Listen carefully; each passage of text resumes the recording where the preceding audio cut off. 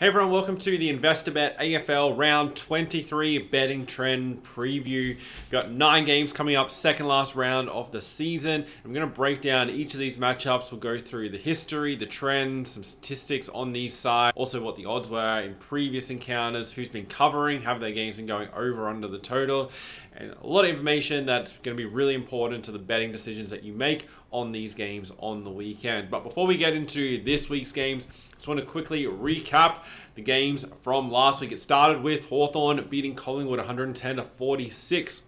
This was Collingwood's biggest defeat of the season so far, and also now means they've lost 4 of their past 5 games, and a really important win for Hawthorn. As we spoke about last week, they needed to win 2 of their final 3 games to give themselves the best shot at making the top 8 with this current race of 9 teams. Then beating Collingwood, they have Melbourne this week, and then the Brisbane Lions to finish. Had they have lost this game, then they would have definitely needed to beat Melbourne and Brisbane. Now it opens up a little bit more.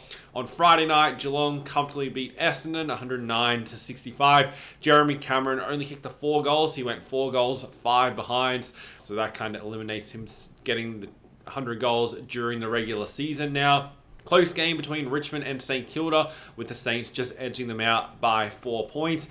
First upset of the round, the Sydney Swans went up to the Gabba and beat the Brisbane Lions 92 points to 90. Now the Lions have lost 2 of their last 3 and it's likely going to be tricky for them to get back into the top 4, especially considering they've got Fremantle in Perth coming up this weekend and on Friday night, and then Hawthorn at the Gabba to close out the season. Following game, Gold Coast beat Carlton down in Melbourne at Marvel Stadium 93-74. Gold Coast got an important win there, like a few of these sides did, but a couple of them left it close. Fremantle had to survive a few surges by Port Adelaide, ended up winning 92-86, but there were times in that game where Port Adelaide were really pushing and looked like they may be able to get an important win over Fremantle and potentially cost Fremantle a top 8 spot, but the Dockers were able to just hold on. Then on Sunday, GWS 133-79, 54-point winners over North Melbourne. GWS were the only favourite this weekend to cover the spread. Every other game, the underdog covered. So when you look at the odds and you see one team that's favourite and they're minus, say, 15.5, and the other team whose underdog is plus 15.5, 8 of the 9 games, the team with the plus either won the game or lost by less than the points that they had in their handicap. So a really big week for the underdogs on the spreads. Western Bulldogs, important win here over Melbourne 105-99. It was a very close final quarter after Melbourne worked their way into that game during the third term. Really important win for the Bulldogs. Obviously, they can't afford to lose the game. And then the final game of the round, Adelaide beat the Eagles 87 points to 78. We had a matchup first versus last on the ladder. It was only decided by 9 points. Adelaide keep their run going. They've now won 7 in a row and they're outright top on the ladder, but it definitely wasn't easy. West Coast definitely put up a fight, something we haven't seen them do all that often this season. Now, after that round, Adelaide sit a game clear on 64 points, also with the best percentage in the league. Interesting matchup coming up this week against Collingwood. So we've got first versus third. Geelong, Collingwood, Fremantle all sit a game behind on 60 points with the 15 wins. Then you have the Brisbane Lions, Gold Coast, Hawthorn, and GWS on 56 or 58 points. Remember, Gold Coast have an extra game in hand against Essendon, which will be played on the Wednesday following round 24. And then the Bulldogs a game behind on 52 points, but with a better percentage than the Giants, Hawks, and Suns. Now, as it currently stands, with Gold Coast having that game in hand, they are pretty well positioned, especially with their 125%. So they should be fine and should be able to lock in a top 8 spot. They have GWS and Port Adelaide to finish the season. Obviously, neither of those are easy games, but at home against the Giants, they're about a 12-point favorite right now, and they should go down to Adelaide and start favorite against Port, but it won't be an easy trip, but then should be able to beat Essendon at home in the final game. So you can definitely lock in at least one more win for Gold Coast. That'll move them to 60 points. The Bulldogs, they only have 2 games left against West Coast and Fremantle, and they should definitely beat West Coast, and the game against Fremantle is kind of a 50-50 with it being at Marvel Stadium, but it will depend. Fremantle now sitting on the 60 points. But what this means is the most that the Western Bulldogs can get to is the 60 competition points. So if the Gold Coast beat Essendon in that very last game and then can win one of their next two against the Giants or Port Adelaide, then they secure their spot. Hawthorn, they need to beat Melbourne this week definitely, and then that'll, depending on other results, will depend how important the game against Brisbane on the following Sunday night is. GWS, they're the one that's definitely on the fringe. They have to play the Gold Coast on the Gold Coast, which even the better teams have struggled to beat them there this season. And then they have St Kilda at home to end the season. So this game against Gold Coast is going to be really pivotal. So I'm excited to preview that one. And then, with the Western Bulldogs, should guarantee a win this week. But then the game against Fremantle is tricky. Fremantle got that crucial win against Port Adelaide on Saturday night by that 6-point margin.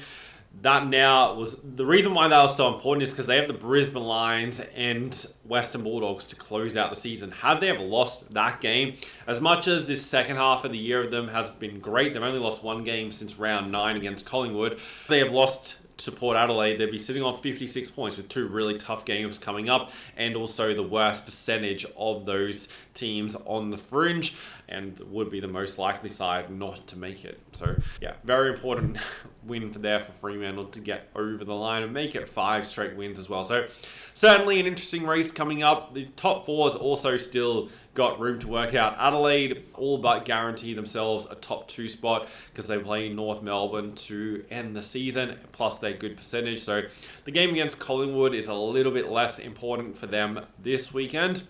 But obviously we want to win their final game of the regular season at home.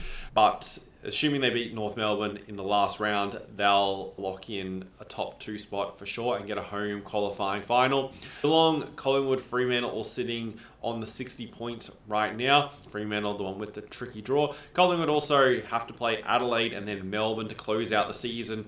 Geelong with Sydney and Richmond should be able to lock in that other top 2 spot. So I think the top 2, as it currently stands, will be your top 2, but it's certainly open from 3rd down to 9th, and I think we'll see quite a bit of movement during of this part of the ladder. But that's enough looking at the ladder. Let's look ahead to the games coming up this weekend. We've got Essendon versus St Kilda, Fremantle versus Brisbane on Friday night. This sets up to be a great game at Optus Stadium.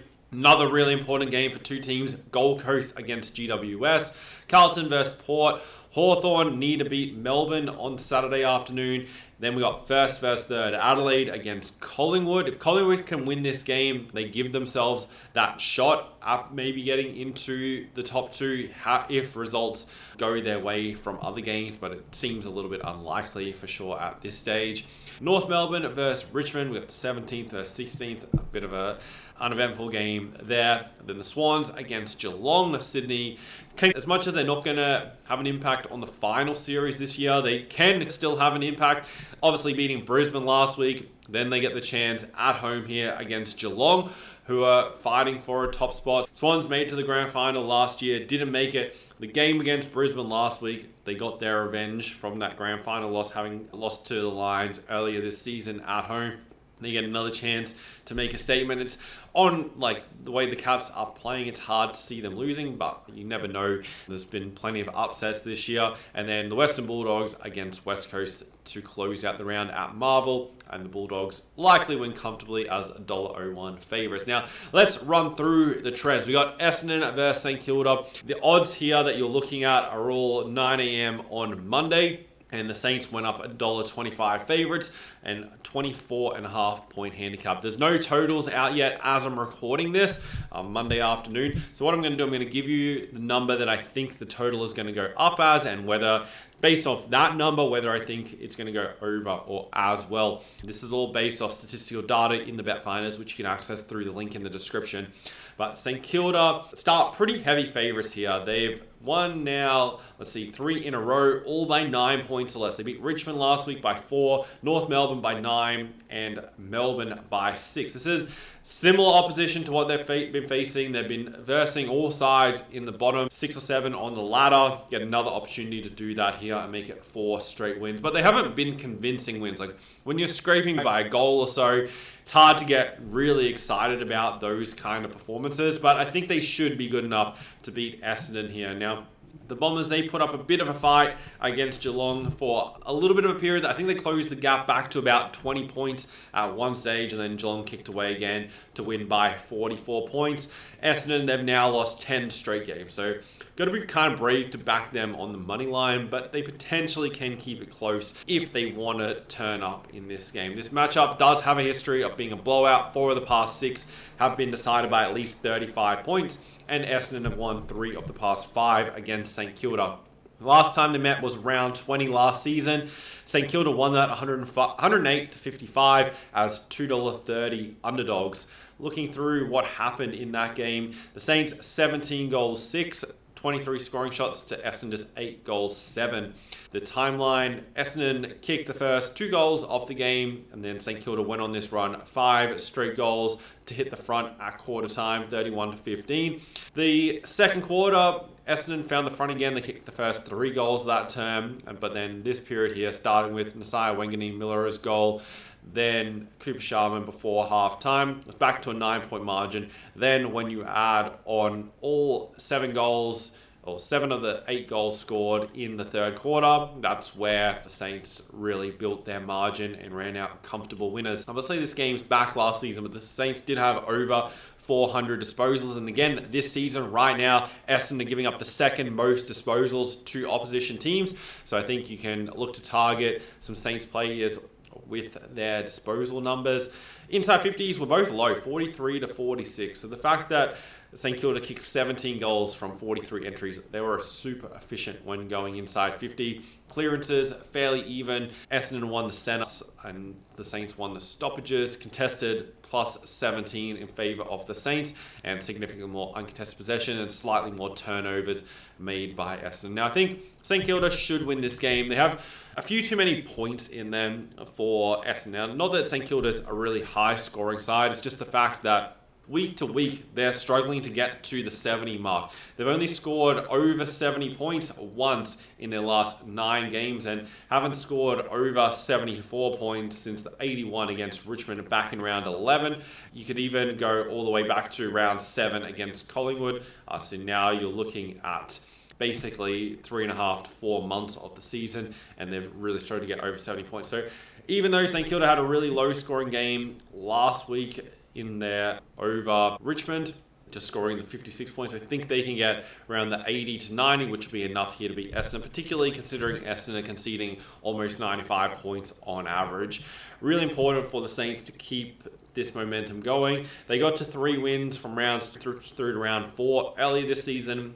They can make it 4 straight wins for the first time this season with a win here. Saints, the better attack and also the slightly better defense, should be able to get the job done. They're also the much more efficient team going inside 50, and if they can match what they did last time out against Essendon, they should be able to do that. Now, the total for this game, I'm expecting it to be fairly low. Somewhere around the 160 to the low 160s is all I'm really thinking it's going to go up as. 4 of the past 5 head-to-head have gone over the total. St Kilda, their last 2 games though, have gone under. And for Essendon, they've been a pretty big unders team all season. They've had 4 of their 5 games going under. Now, if this number goes up in the high 160s, even though the matchup historically has been going overs, I'd be definitely interested in the unders. Goes up in the low 160s, I probably won't touch it. And even though I like the unders, if it goes up in the one with a 5, so 150 something, then I'll probably stay away from it as well. So for it to be a bet on the unders, I need a 166, 167 kind of range.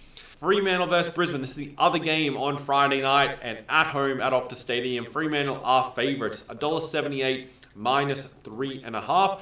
I make a fair total for this game, 170.5. So we'll come back to that. Brisbane have a pretty good record against Fremantle. They've won 5 of the past 7 overall, but Fremantle have won 8 of the past 11 at home against the Brisbane Lions. But just going off recent history, since they've moved from Domain to Optus Stadium, the teams have split the games, 3 wins each. So Brisbane have gone over there and won half the game, so the 3 of the 6 at Optus Stadium. They haven't met since round 1 last season, and Fremantle won that game at home as $2.30 outsiders. This time around, they're favourites though, and it's definitely been quite some time since Fremantle were favourites over the Brisbane.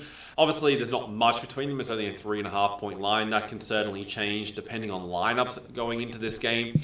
But yeah, right now, if Fremantle start favourite, it'll be the first time in quite some time. The last time they met in that round 1 game last season, Fremantle scored the 93 points from 25 scoring shots, 14 goals, 9. Brisbane, 10 goals, 10, 20 scoring shots. The timeline, Brisbane got away to a good start. They kicked the first 4 goals of the game. Then late in the first quarter, Fremantle got 2 quick ones, and then they kicked all 5 goals off the second quarter to then lead by 18 at halftime. Add to that the first goal of the third quarter, and they extended that lead out even more later in the term. Brisbane ended up winning the final quarter, kicking 5 goals to 3, but obviously by that point, when you're trailing by 38 points at 3/4 time, it's a long way back. Statistically, fairly high disposal rate for Fremantle with the 385 disposals this season. They haven't been a high disposal team at all, so I'd be surprised to see them get to that number. They're only averaging 343 disposals per game, which is the lowest in the league. They're also 3rd lowest uncontested possessions per game. Inside 50s were in favour of Brisbane, even though they were comprehensively beaten by the 23 points and had less scoring shots. So Fremantle were definitely the more efficient side going inside 50 here. Clearances won by the Dockers, particularly at the centre, 13-7. Turnovers, Brisbane with slightly more. This is a really interesting game, and one that I really wasn't impressed with Brisbane, how they played against Sydney. They certainly gave the Swans plenty of chances in that game. They're definitely going to need to clean that up. And Brisbane, that was a game they really had to win. They've put themselves out of contention for a top 4 spot by losing that game last weekend. It's going to be really tough for them to work their way back in. Like with Fremantle this week, Hawthorn next week, particularly after the way Hawthorn played against Collingwood, it's going to not be an easy task for them. So right now, the way I'm looking at this game, I think it's going to be a really close game. I can't see either team winning this in a major blowout.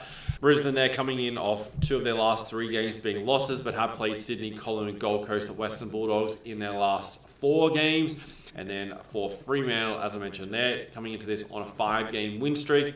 Just a 6-point win against Port Adelaide last week, so that was hardly convincing either. And then Carlton, West Coast, and the 1-point win against Collingwood prior to that. I think this is a perfect game for the try-bet. Either team, I really can't see either team winning this game by more than 3 goals. So I think we're going to see a close matchup, and that's the way to play it. I do agree with Fremantle being slight favourites at home, but I definitely don't think there's much value in their price. I'd have this game more $1.85 to $2 kind of pricing. So just Fremantle slightly longer, Brisbane slightly shorter.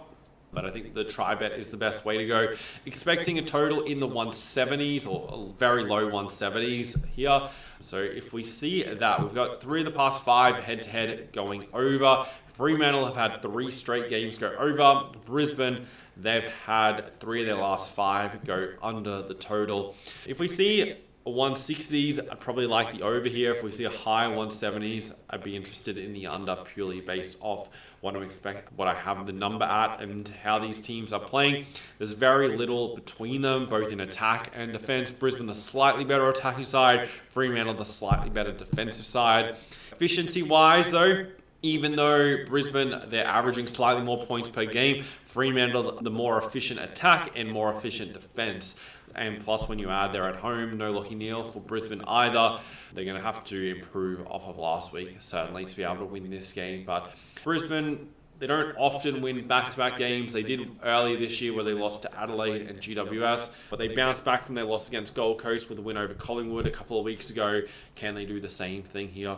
Ideally, obviously, they lose here and then go back home, play Hawthorn. If they lose that game, then they're going into finals, losing 4 of their final 5 games. And potentially, based on other results, could end up missing finals. But that's another theory. Let's just focus on the one here. I think Brisbane definitely need to put up a fight. I think they keep it close. and that'll be the best way to bet on this matchup. Gold Coast versus GWS is the first game on Saturday, and this is a really good game. The Suns are $1.50 favourites at -12.5. GWS have a great record against Gold Coast. They have won 14 of the past 15, and of those 15 games, the one that Gold Coast won, it was only by a 1 point back in 2021 round 17. GWS have also covered the spread in 10 of the last 11 against Gold Coast. Last time they met, the Giants were basically a pick'em, but the Giants were slight favourites, $1.89 to $1.93, and won by 7 points. That was round 15 this season. And looking through, the Giants 16 goals, 10 to the Gold Coast Suns 14 goals, 15. So 26 scoring shots for the winning side and 29 scoring shots for the Suns. Quickly looking at the timeline, Gold Coast led the majority of the game. They had close to a 30-point lead midway through the second term, but the Giants fought back, found the front late and midway through the fourth quarter, and were able to hold on and win. Almost 400 disposals for the Suns, and they're not really a big disposal side this season, ranking 10th overall in the league, and they are plus 24 inside 50s. If that happens again, they'll win this game. It was obviously just their accuracy that cost them. The clearances, particularly at the center, dominated by Gold Coast 18-9. Giants just up at the stoppages 28-24. Contested possessions plus 21. Turnovers were both fairly even.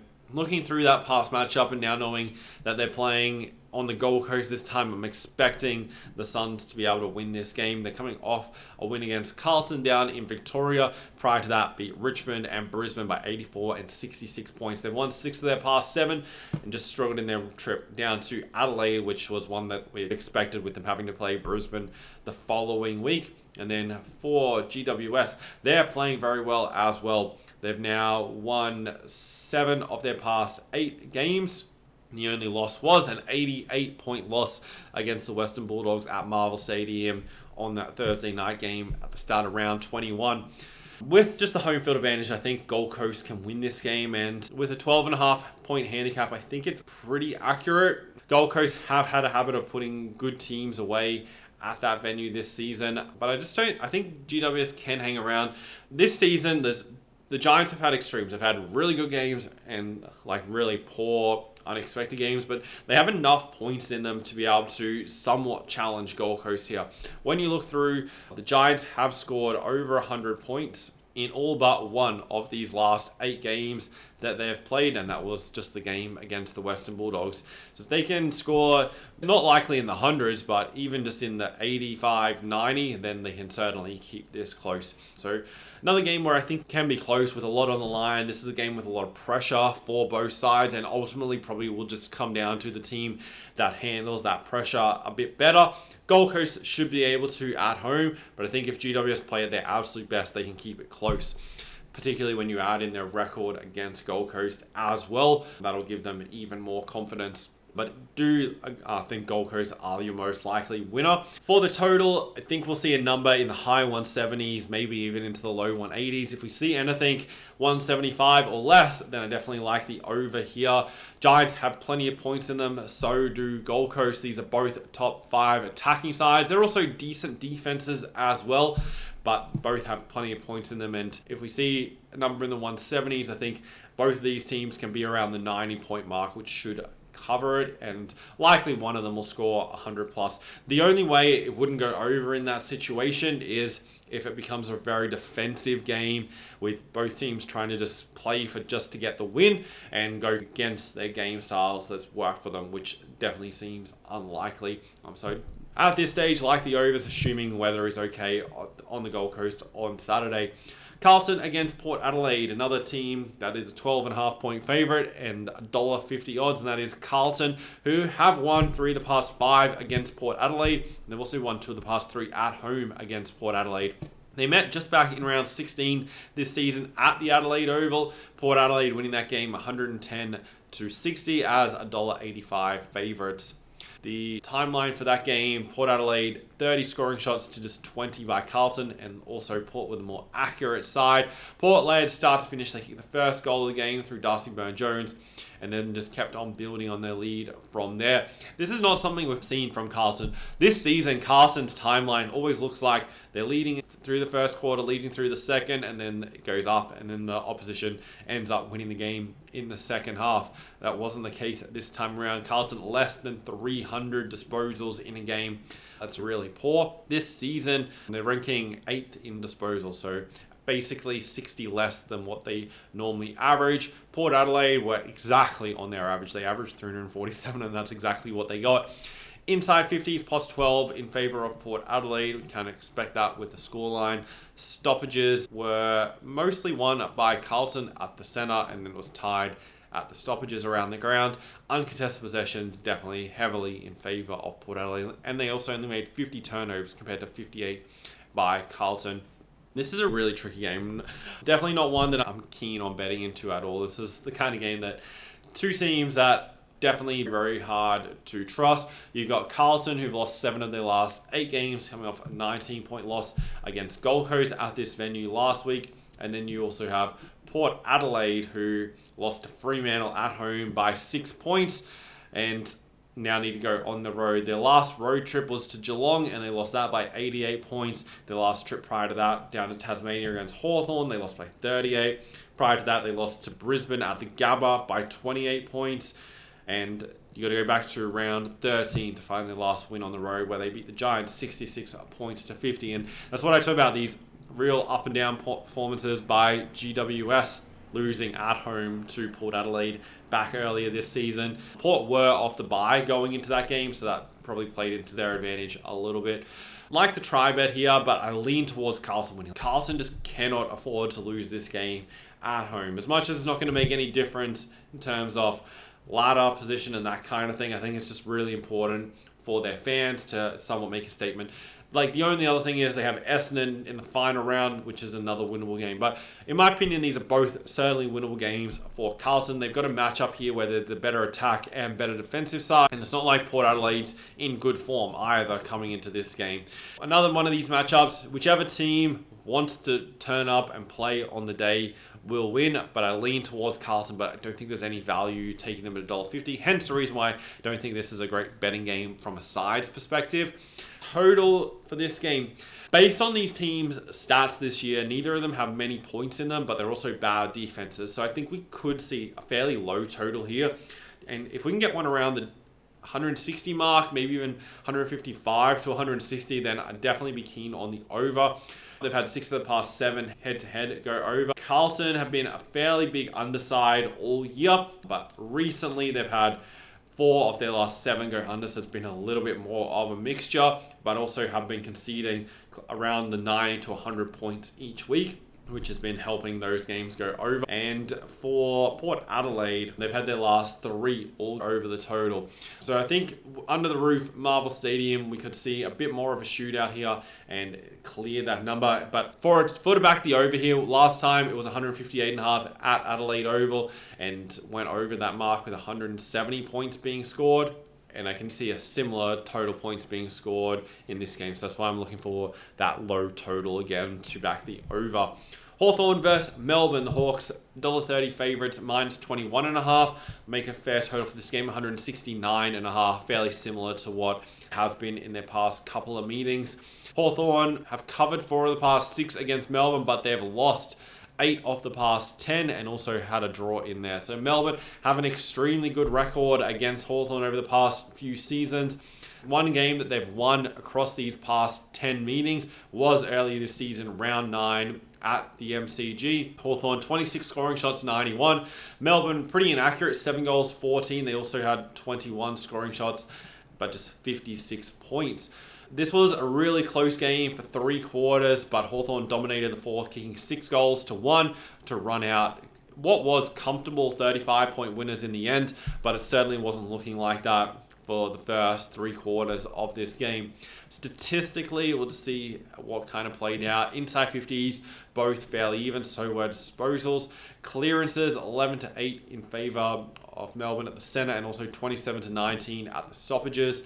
Turnovers, Melbourne made 73 turnovers in this game, so that was probably pivotal in the end to them losing, and this could have gone a lot closer. I can understand why they've lowered the handicap slightly down to the 21.5 compared to the 23.5 it was earlier this season, even though Hawthorn did cover it. Hawthorn, they come into this off that 64-point win against Collingwood. Prior to that, lost by 14 against Adelaide, but still have now won 7 of their last 9 games, with Fremantle on the road and Adelaide on the road the only defeats. At the MCG, I think they're going to be too strong for Melbourne, who, I am surprised, Melbourne are given a hope in this game. When you look through their form, they have now only won 2 of their last 10 games, and those 2 wins were against West Coast at home and also against North Melbourne at the MCG. That's hardly good enough to give themselves a chance of beating Hawthorn here. They've been covering the spread. They've covered in 5 of their last 7. A 6-point loss against the Western Bulldogs. They hung around in that game. A 6-point loss against St Kilda in the game they should have won. 8-point loss against Carlton. 13 loss against Adelaide. 19-point loss against Gold Coast. They've been hanging around in games and keeping it close. So that concerns me about the handicap. But if Hawthorn played like they did against Collingwood, then Melbourne won't be able to match it with them at all. And do expect that's how Hawthorn turn up with that confidence from last week's performance. I think they'll run out fairly comfortable winners. I don't really want to touch the handicap. I'll look for other ways to play this game outside of that. But pretty confident Hawthorn to go out and win this game and then set up the final round against Brisbane. The past 4 head-to-head have gone under the total. As I said, I'm expecting around 169, 170 to be the total here. Melbourne, they've had their last 3 go over. Hawthorn, they've had 4 of their past 5 go under the total. With this matchup, in terms of the total, I'm a little bit unsure which way I want to go here. It could really just come down to how this game kind of fluctuates with the runs off momentum and if these teams capitalize. Hawthorn is a fairly efficient side going inside 50. Melbourne's not too bad, but Melbourne's defense is really the problem there. They give up more goals than any team when opponents go inside 50, and Hawthorn rank 6th for inside 50s. If they get their chances and convert them, they should be able to run up a score. They scored 110 last week. Hawthorn pretty much guarantee a high 80 scoreline every week, and it just depends how strong Hawthorn's defense is. And the one thing with the Hawks is they've kept Collingwood to 46 points. They've kept, as we go through, Adelaide to 44 points, Western Bulldogs to 59 points, back in rounds 13 and 14. Now, they played a defensive game like that. Melbourne are obviously going to really struggle to score. But there's been other instances where they've conceded 101 to those same teams. So Hawthorn overall should be able to limit Melbourne's scoring. So if it is to go over the total and we see a number at that 170, I think it's only going to go over by a very small amount. So as a whole, I lean towards the under. The only way it goes is if Hawthorn really run up a score or play not at 100% on defense. Adelaide against Collingwood. The Crows, $1.40 favourites, minus 16.5. When they met at the MCG earlier this season, Collingwood were 11.5 point favourites. Now, Collingwood, they've won 10 in a row against Adelaide, and now they're 16.5 point underdogs. That generally seems very similar to the Hawthorn-Melbourne situation. But obviously, these 2 teams in Adelaide and Collingwood are in the top 4, whereas Hawthorn, they're in the top 8, Melbourne are, so you can understand that. And also, Collingwood beat Adelaide by 10 points earlier this season. And you've got a big swing around, not just for home field advantage, but in general. Now, Adelaide, they come into this game on a 7-game win streak. So since their bye in round 15, they've beaten Richmond, Melbourne, Western Bulldogs, Gold Coast, Port Adelaide, Hawthorn, and then West Coast over in Perth last week. They've got Collingwood here and North Melbourne to close out the season. Adelaide weren't impressive yesterday against West Coast. They definitely gave the Eagles plenty of chances in that game, but were just good enough late. And Collingwood, they've lost 4 of their past 5, with just the only win of those coming against Richmond. So they don't have the recent form to be able to beat Adelaide here. But at any point, they can turn that around and just respond. And I think there will be a response from that defeat last week. If you go back earlier in the year, they lost by 52 points to GWS in the opening round, bounced back with a 91-point win against Port Adelaide the following week at home. This time around, though, they've lost at home, now need to go on the road, so it's the alternate situation of that, so it's definitely going to be tough. Let's look at what happened when Collingwood beat Adelaide as $1.50 favourites earlier this season. They kicked 11 goals, 12 to 23 scoring shots. Adelaide 10 goals, 18 scoring shots. It was a close game for the first 2.5 quarters, and Collingwood went on this run here, 4 straight goals late in the third quarter to push themselves out to an 18-point lead. Adelaide won the fourth quarter, kicking 3 goals to 2, but obviously wasn't enough to get themselves back in front in the game. Disposals were even. Adelaide more inside 50s, they were +8. So the fact that Collingwood had more scoring shots, they were the much more efficient side when going inside 50. Adelaide controlled the stoppages, both at the centre and around the ground. Turnovers, 89 turnovers by the Crows. If this was in the 70s, I expect they would have won this game.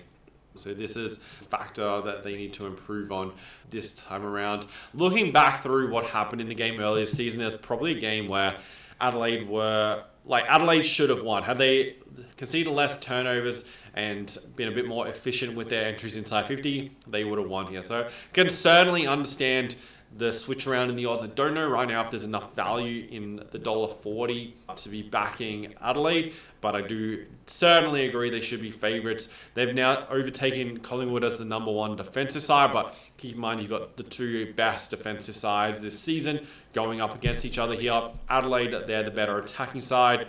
Adelaide also give up the least number of disposals to the opposition, so keep that in mind. Last week it was Hawthorn. Now with Adelaide's game against West Coast, they've now moved into averaging the least for the opponent, and Collingwood now have to play that again like they did last week, and there was a few players from Collingwood who didn't hit their averages last week, so definitely be mindful of that again here if you're betting on player props for Collingwood.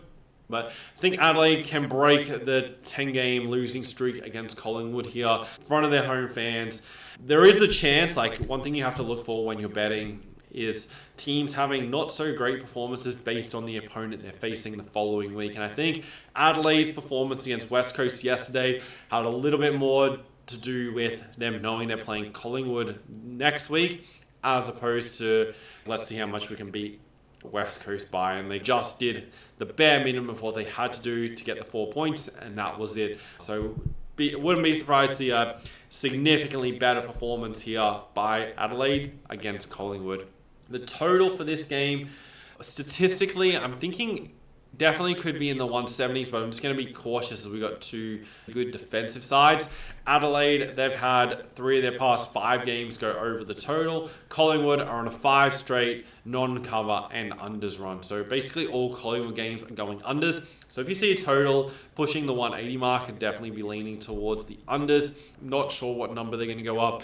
Historically, we've seen in the 160s, so high 160s, which definitely wouldn't surprise me if they went up a similar number here. But like the Crows to be winning and lean towards the unders if we see a number in the high 170s, but in the mid 160s, that's probably a stay away for the total for me. North Melbourne against Richmond.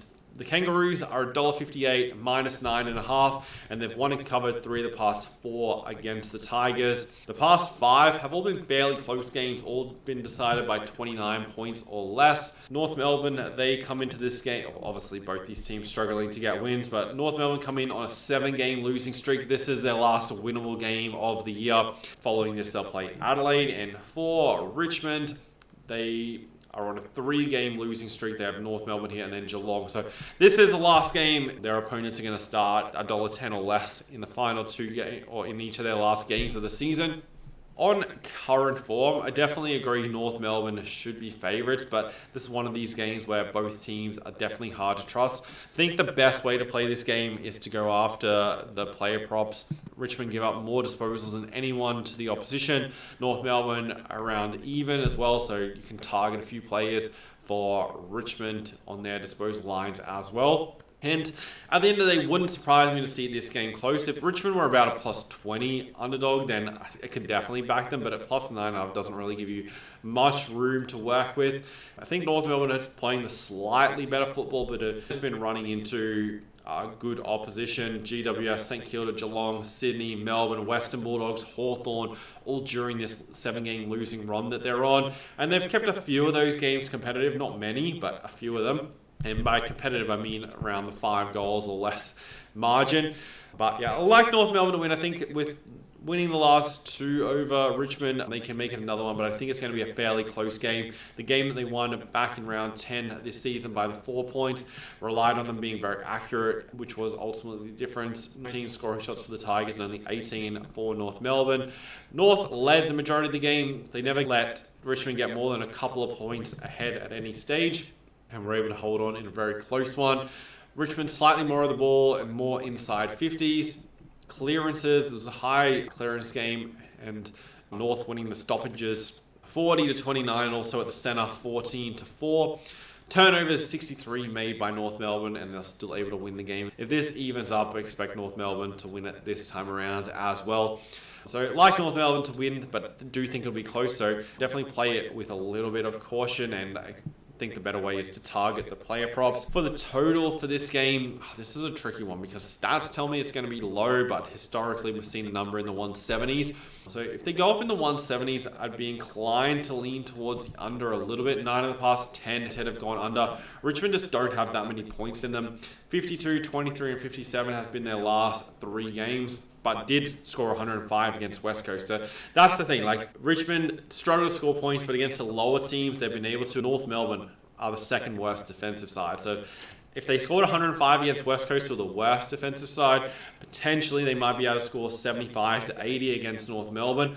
But that's still going to be a push. And like, even if they get to the 75 to 80, will it still be enough to ensure that they win the game? I'm not sure. I think overall you just have to lean the weight off the unders, as the way it really goes over is if North run up a big score. Richmond, they've only had 2 games go over the total since round 4 this season. So pretty much their whole year has just been filled with unders due to the fact that they can't score points, ranking last in the league at just over 61 per game. So yeah, that's not going to be enough to beat North Melbourne. They're going to need a score in the mid 80s at least to give themselves a shot at winning. And if they don't, it also goes under. So North Melbourne and unders is the leans for that game. Sydney against Geelong. The Cats, $1.38 favourites, minus 17.5. And obviously with the Swans win last week, you would expect Geelong to make sure they don't take this game too lightly. This is the Swans' final home game of the season. They're over to Perth to play the Eagles next week.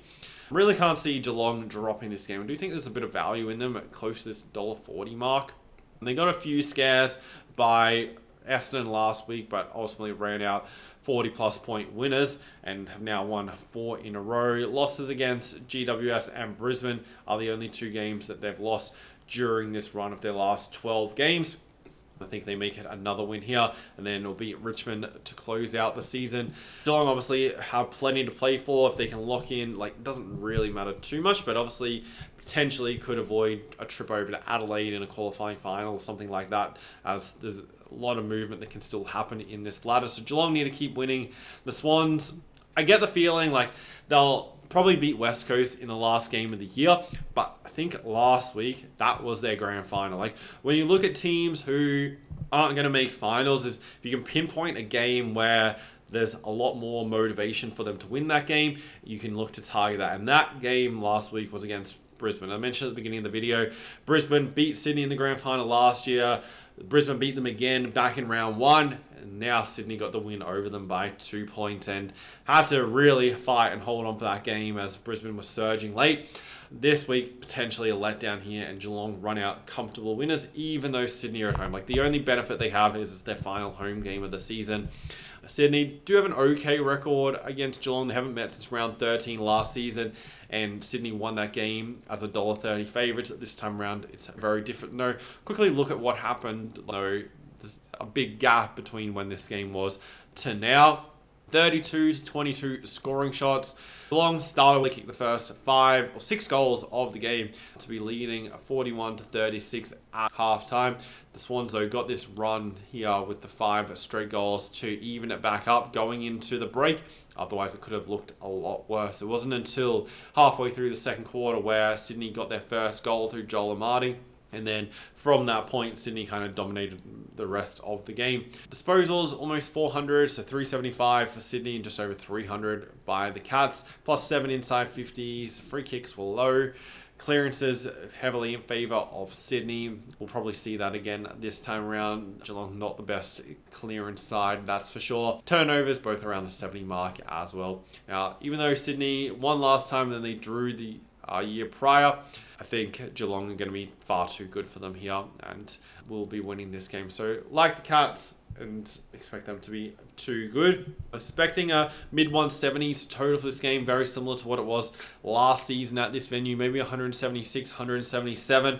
I think we'll see points. Sydney are capable of scoring. Geelong defensively are okay, but generally give up at least the 70 points per game. They don't often keep teams to really low scores, like North Melbourne only scored 49 against them, but most other teams who are somewhat okay generally can get into the 70s, and if we can see a 75 to 80 points from the Swans, I think Geelong will score 100 plus, and that'll push it over. If we get that kind of number, then I like the overs. Geelong, they've had 4 of their past 5 games go over. Sydney, a game last week against Brisbane went over, their 3 prior went under, but they were games against Essendon and North Melbourne also that went under, and neither of those teams found points against the Swans compared to GWS and Brisbane were able to, and I think Geelong will be similar to that. And then the final game of the round, Western Bulldogs, $1.01, 70.5 point favourites. I should have double checked it was 70.5 the biggest favourite of the year. If it's not, it's definitely close to it.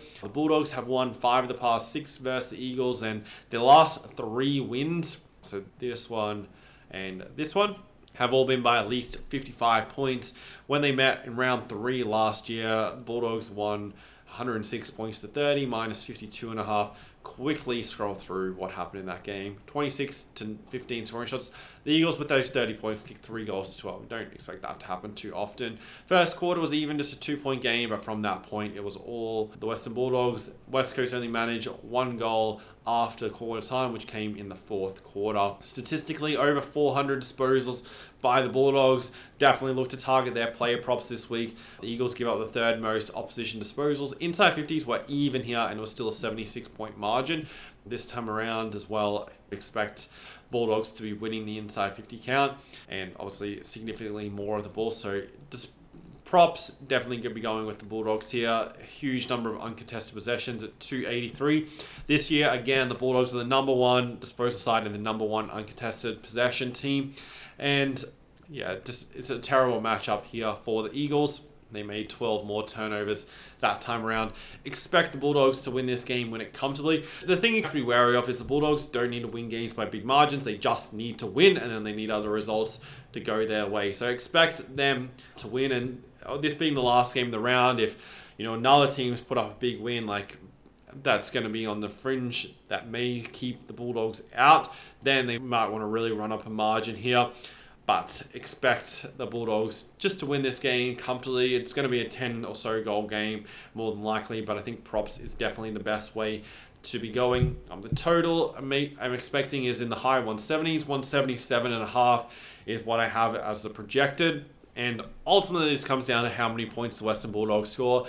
If we see a number close to the 180, you're really going to need the Bulldogs to score 120 plus points to go close to clearing that. So we'll see how we go in terms of what number they put up. It's probably not a game where I'm going to be super keen on the total, though, to close out the round. But that's how I'm looking at playing it. This is obviously Monday afternoon. Still plenty of time between now and the game starting on Friday. If you want to follow all my bets, the link to that is in the description. Plus, you can use the AFL bet finders to research games and make that process really easy, and make sure you're making the best bets each week. Thanks, guys, for watching. Hope you have a great week, and I'll see you in the next preview.